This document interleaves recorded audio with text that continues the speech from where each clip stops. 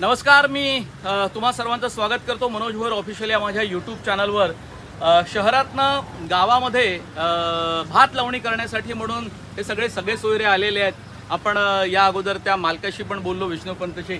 तुमचा सगळा असा अनुभव कसा राहिला निसर्गातला? नमस्कार, आम्ही ठाण्यावरून आलो आणि हा अनुभव आमच्यासाठी म्हणजे फर्स्ट हँड एक्सपिरियन्स, म्हणजे पहिल्यांदा आम्ही असे शेतामध्ये शिरलो आणि ही लावणीचं बघायला म्हणून आम्हाला मिळालं आणि थोडासा आम्ही आमचा पण हँड्स ऑन एक्सपिरियन्स घेतला। खूपच छान अनुभव आहे। म्हणजे हे आपण चिखलामध्ये जे आपण कधी लहानपणी आपल्या खेळलो असू त्याच्यानंतर आज 30-40 वर्षानंतर हे आता अनुभव घेतलेला आहे, त्यामुळे खूपच छान अनुभव मिळाला आम्हाला। आणि ही आमची मिसेस आहे आणि यांची मैत्रीण आहे, तर म्हटलं चला आपण बघूया आणि हे करूया। म्हटलं काय आहे अनुभव तर घ्यायला पाहिजे काहीतरी। जो भात तुम्ही खातो, आता वेगवेगळे वाण असतात भातांच्या, आणि तसा तसा तो आपण सिलेक्ट करतो बाजारात आणि आपण तो विकत घेण्याचा प्रयत्न करतो।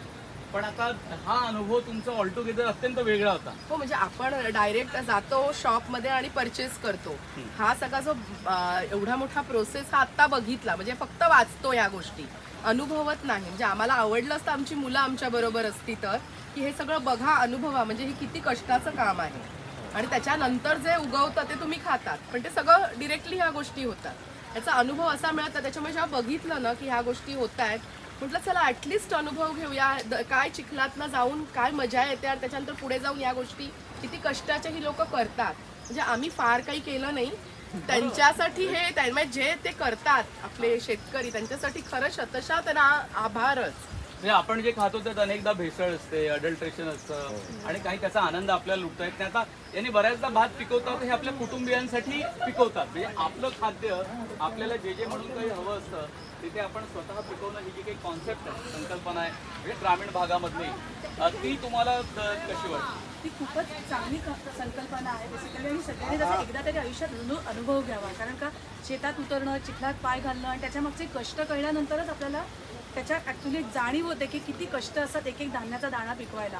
तर सगळ्यांनी आयुष्यात एकदा तरी ते एक्सपिरियन्स घेतलाच पाहिजे कंपल्सरी त्याचा। म्हणजे या म्हणाले की मुलं जर आले असते त्यांना, आम्हाला असं वाटलं की मुलांनी चिखलात पाय का नाही घातले, त्यांना कळलं पाहिजे की चिखल कसा लागतो, तो मऊ, त्यात किडे कसे असतात, पायाला कसे चावतात। म्हटलं आपलं खूप कम्फर्टमध्ये जगतात आपली मुलं आजकाल, म्हणजे जराही जमिनीला पाय लागत नाही। ट्रेनमधून गेले, कारमधून गेले, त्या चपला पण काढत नाहीत, त्यांना मस्त एक्सपिरियन्स आहेत। म्हणजे आणि ही थेरपी सुद्धा खूप आजकाल तर म्हणजे पैसे देऊन असे ॲग्रो टुरिझम सुरू केलेत की दिवसात 1000-2000 रुपये लावणी करा, कापणी करा। मी हाँगकाँगला जेव्हा गेलो होतो तर तिथून चायनाची शेती किंवा रुरल चायना, ग्रामीण भागातलं काय काय तिथल्या गोष्टी आहेत, तर त्यांनी तसं टुरिझम केलेलं आहे। म्हणजे तुम्ही जर ते पॉम्पलेट बघितलं तर तुम्हाला तिथे आम्हाला जाता आलं नाही, पण आम्हाला जायचं होतं तिथे। तर हे भात लावणी करणारं दृश्य पण होतं, त्यांना ते व्हिलेज पर्यटकांना दाखवत होते।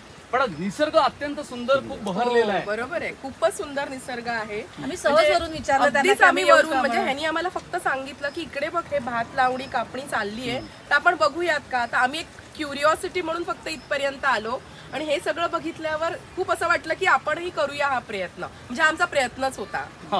ठाण्या मुंबईतलं अत्यंत वेगळं धावपळीचं जीवन आणि त्यात आपण गावाशी जोडून घेण्याचा प्रयत्न केला, हे खूपच चांगलं आहे। हो, म्हणजे कसं आहे की हे आपण पावसाळा म्हटलं की धांगडधिंगा वॉटरफॉलला जायचं, धांगडधिंगा करायचा, हे करायचं रविवारी।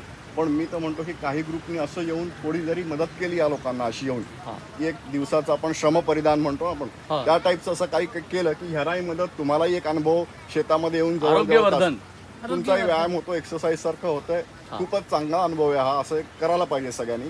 एक माझी अशी विनंती आहे सगळ्यांना तुमच्या माध्यमातून। हे खूप चांगलं आव्हान तुम्ही केलं, खूप धन्यवाद। तुम्ही मनोज भोर ऑफिशियल या माझ्या यूट्यूब चॅनलवर व्यक्त झालात आणि खूप छान बोललात। निसर्गाशी आपण शक्य तेवढं एकरूप होणं, त्याचा आनंद घेणं हे खूपच आवश्यक आहे। खूप धन्यवाद। हा व्हिडिओ, आमच्या गप्पा कशा वाटल्या तुम्हाला त्या तुम्ही कमेंटमध्ये जरूर कळवा। आणि तुम्ही जर मनोज भोर हे माझं ऑफिशियल यूट्यूब चॅनल जर सबस्क्राईब केलं नसेल तर ते अवश्य करा। खूप धन्यवाद।